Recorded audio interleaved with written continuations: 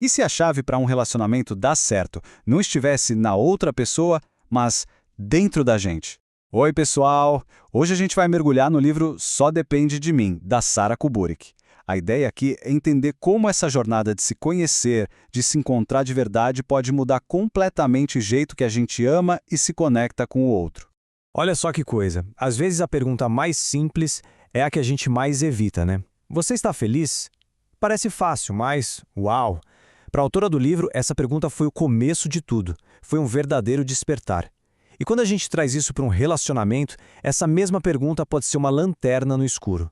Ela mostra se o que a gente está vivendo é de verdade, uma parceria autêntica, ou se a gente só está empurrando com a barriga uma rotina que já perdeu sentido há muito tempo. Isso aqui é o retrato clássico da vida no piloto automático, sabe? O livro conta a história de Alex, que, vamos combinar, poderia ser qualquer um de nós, vivendo nesse malabarismo, de olho no trabalho, no celular, nas mil obrigações, mas sem estar de verdade em lugar nenhum. E dentro de um casamento, bom, aí o estrago é silencioso. São aquelas conversas que a gente tem só com metade do cérebro, enquanto a outra metade está em outro lugar. E assim, sem perceber, vai se criando um abismo entre o casal. E aí, para disfarçar esse vazio, o que a gente faz? Cria uma vitrine. Uma vida perfeita nas redes sociais é a foto sorrindo, a legenda com declaração de amor, mas por trás das câmeras a realidade é outra. A intimidade vira um produto para ser consumido por terceiros. Os problemas do casamento são desabafados com as amigas, com a mãe, no grupo da terapia, com todo mundo, menos com a única pessoa que deveria participar da conversa, o parceiro. A gente busca aplauso fora de casa porque dentro a conexão já era. E o pior, muitas vezes o outro lado nem faz ideia de que o casamento dele já não pertence mais só aos dois. E como se sobrevive a essa desconexão toda? Fugindo. É simples assim. O celular vira um escudo, a maratona de séries vira desculpa perfeita para não ter que conversar. É exatamente o que a autora chama de viver numa sala em chamas. Pensa nisso, a casa está pegando fogo, o relacionamento está em crise, a fumaça está em todo lugar, mas em vez de gritar por socorro ou tentar apagar o incêndio, a pessoa só abre uma frestinha na janela, se acostuma com o ar tóxico e finge que está tudo normal. É assustador. Tá, então, o que tudo isso significa? Todos esses comportamentos, essas fugas, eles apontam para um problema central, que é o coração do livro, o que a autora define como a perda de si mesmo. Mas o que é isso, na prática, se perder de si mesmo? É viver como um ator na própria vida. É vestir o figurino da boa esposa, que está sempre sorrindo e nunca reclama de nada, ou do maridão, que tem que ser uma fortaleza e não pode mostrar fraqueza. É seguir um roteiro que foi escrito pela família, pela sociedade, por todo mundo, menos por você. E aí, claro, a gente deixa de ser autor da nossa própria história e, por tabela, da história do nosso relacionamento.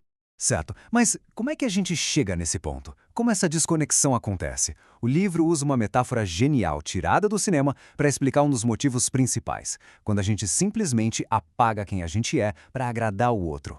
Quem já viu o filme Noiva em Fuga vai lembrar dessa cena. É icônica. A personagem da Julia Roberts, ela muda completamente a cada noivo que arruma. Gosta do que eles gostam, come o que eles comem, a ponto de não saber mais nem como ela gosta dos próprios ovos no café da manhã. É uma imagem muito forte, né? Mostra perfeitamente como a gente pode se anular, se adaptar tanto ao outro que no fim a gente esquece quem a gente era antes. E aí a pergunta volta pra gente, né? Quais são os nossos ovos metafóricos? Dentro do relacionamento, quais foram os sonhos que ficaram pelo caminho, as opiniões que a gente engoliu para não criar briga? Pensa bem, quantas vezes a gente já disse sim com a boca, mas o corpo inteiro gritava não, só para manter uma paz que nem era real? Encarar isso é o primeiríssimo passo para começar a se reencontrar. Ok, se o problema é se perder no outro, a solução parece óbvia. É preciso escolher ser você mesmo. Mas isso é muito mais do que um clichê de autoajuda. Essa ideia tem uma base filosófica bem profunda que o livro explica muito bem. É a diferença entre achar que a gente é de um jeito fixo e entender que a gente se constrói todos os dias. Olha só a diferença, que é brutal. De um lado tem o essencialismo, que diz que a gente já nasce com uma essência, tipo um manual de instruções de quem a gente é.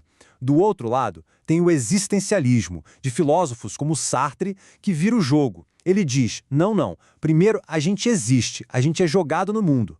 E só depois, com as nossas escolhas, com as nossas atitudes, é que a gente vai definindo quem a gente é. E, gente, vamos combinar. Essa ideia é muito libertadora, especialmente num relacionamento. Ela quer dizer que ninguém está condenado a repetir os mesmos erros para sempre. A cada dia, a cada pequena escolha, a gente pode se reinventar. Nós somos os arquitetos de quem somos e, claro, co-arquitetos da relação que a gente quer construir. A meta não é achar a pessoa perfeita, mas sim ser a pessoa certa e construir uma vida a dois de verdade. E essa construção não acontece num passe de mágica. Ela está nas pequenas decisões do dia a dia.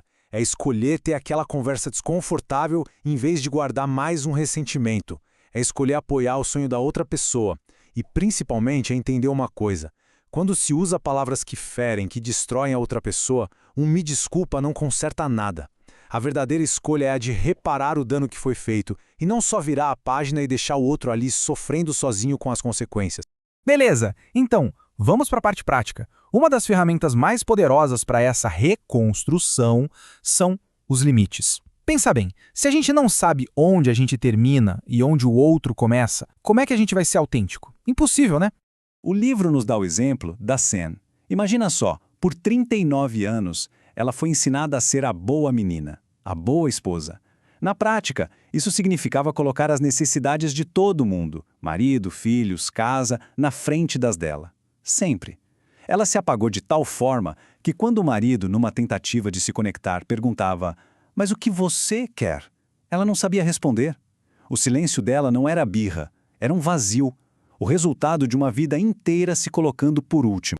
A grande virada da Sam acontece com uma frase simples, como essa do trabalho. Mas, trazendo para o relacionamento, poderia ser algo do tipo, em vez de ir para aquele jantar de família que ela odeia, ela finalmente dizer para o parceiro: "Olha, eu sei que é importante para você, mas hoje eu tô no meu limite, preciso ficar em casa." Esse não, pela primeira vez, não é um ataque, é um ato de autoafirmação. E sabe o que acontece? O mundo não desaba.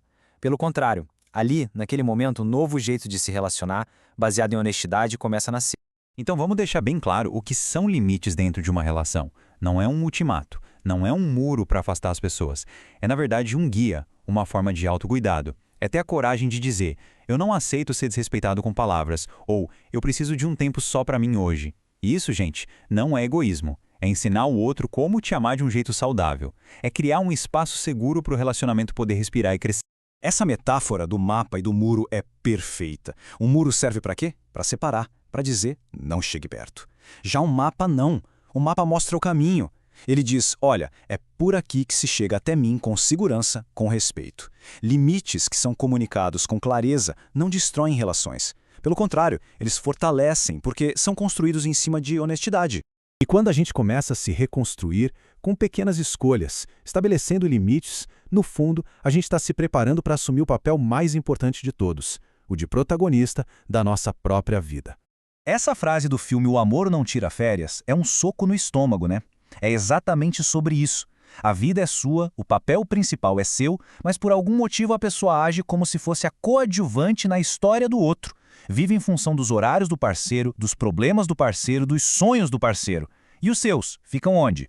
Assumir o protagonismo não é ser egoísta e chutar o outro para fora da história. É se colocar do lado dele de igual para igual. E é importante entender uma coisa. Ser protagonista não é sobre ego, é sobre clareza.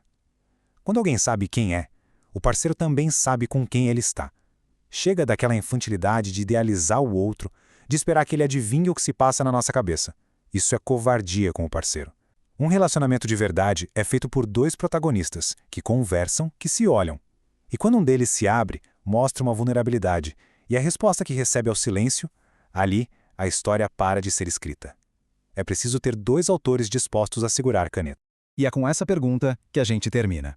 Quem está de fato no papel principal da sua vida? Porque se não for você, pode ser a opinião das amigas, o medo de ficar só, as expectativas da família, um roteiro que você nunca escolheu. Tomar as rédeas e assumir esse papel é o único jeito de construir não só uma vida que faça sentido, mas um amor que seja parceiro de verdade, um amor que vale a pena. A responsabilidade é toda a sua, mas a liberdade que vem com ela também é.